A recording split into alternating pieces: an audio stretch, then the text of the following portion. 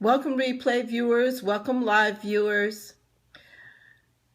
So my name is Janice Temple and I'm with World Black History on Periscope. Hi, welcome. So you can tell me your name and where you're joining from in the world. Welcome. So tell me your name and where you're joining from.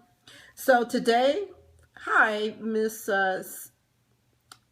Cleveland, right? Ms. CLY Blue, welcome. So the United Nations Human Rights has put out a letter because tomorrow is No Racism Day.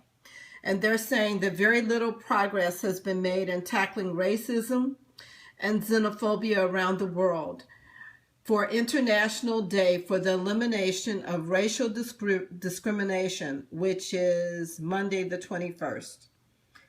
Hi, yes, you're good? I'm doing well. It's good to see you. Thanks for joining. So tomorrow is No Racism Day, and I just wanted to let the United Nations know about what's going on in Flint, Michigan, and we are going to be focusing on fighting racism tomorrow. Hi, Zola Nova, welcome. So I just want to share this with you. It says, this is from Geneva, March 17, 2017. The world is witnessing an alarming increase in hate and xenophobic speech. Xenophobic is fear of foreigners, like people, Mexicans, illegal aliens, that type of speech, like Donald Trump type of speech.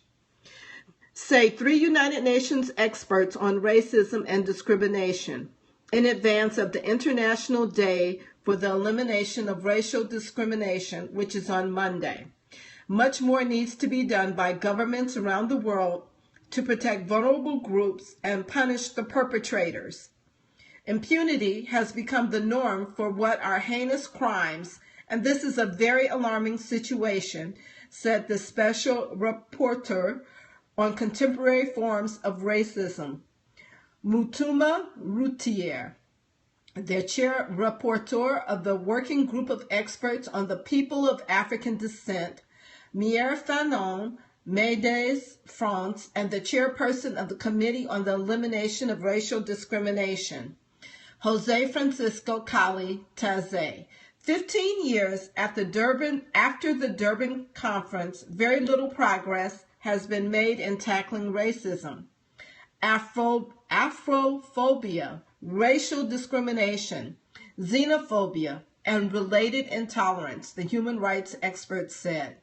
Instead, we see an alarming increase of hate and xenophobic speech echoing across the globe.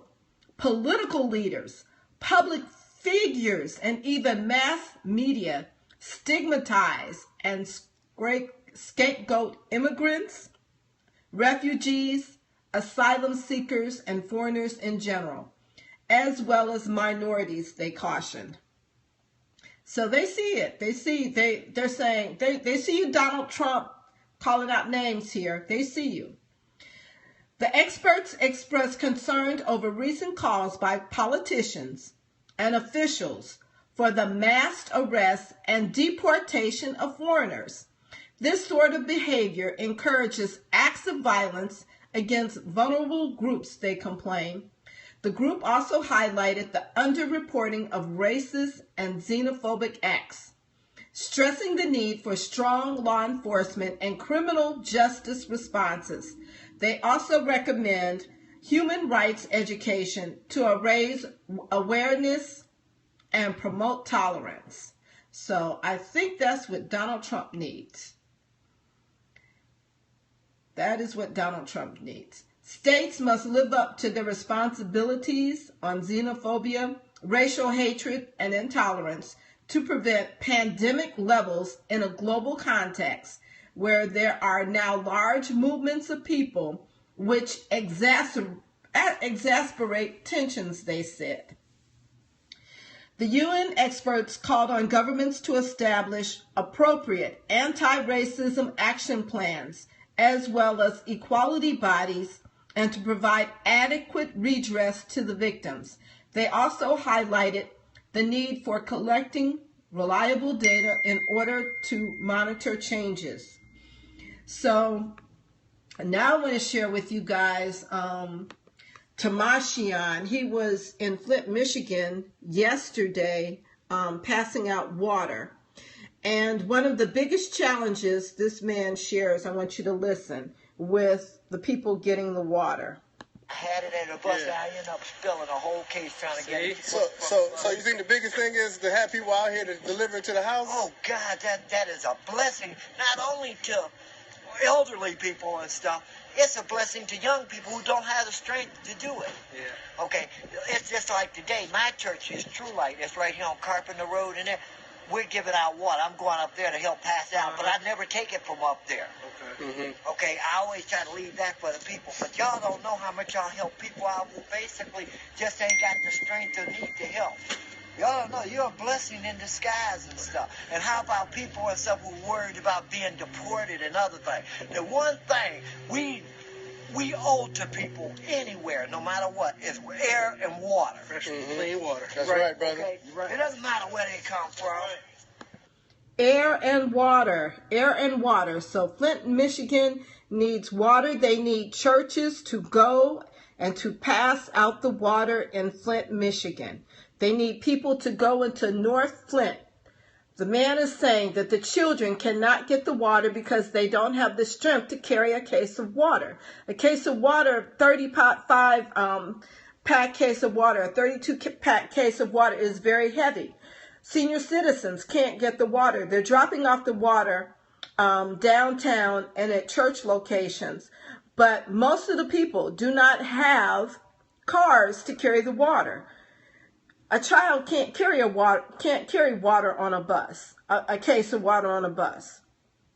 And that is the challenge. So the water, and also immigrants who do not have proper papers are afraid to go and pick up the water. So people are still suffering even though the water is being dropped off in Flint. And we ask you tomorrow to scope about fight racism, talk about what's going on in Flint, Michigan, talk about the injustice of the water situation, tag at United Nations Human Rights. Put that in your tweet. At the UN, at UN Human Rights. Send them a tweet and use this hashtag, Fight Racism.